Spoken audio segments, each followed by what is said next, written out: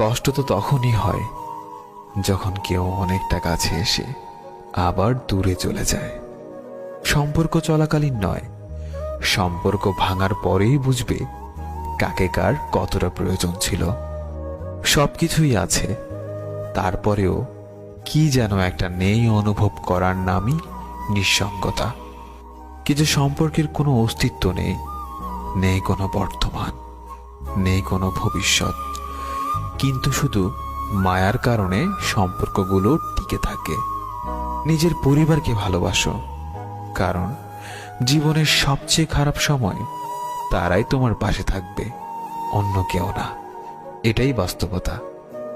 আমাদের ভেতরটা যখন কষ্টে ভরপুর হয়ে ওঠে, তখন কিছু কষ্ট উপচে বাহিরে চলে আসে। আমরা তার নাম দিয়েছি অশ্রু। এই অশ্রুই হলো আমাদের ভেতর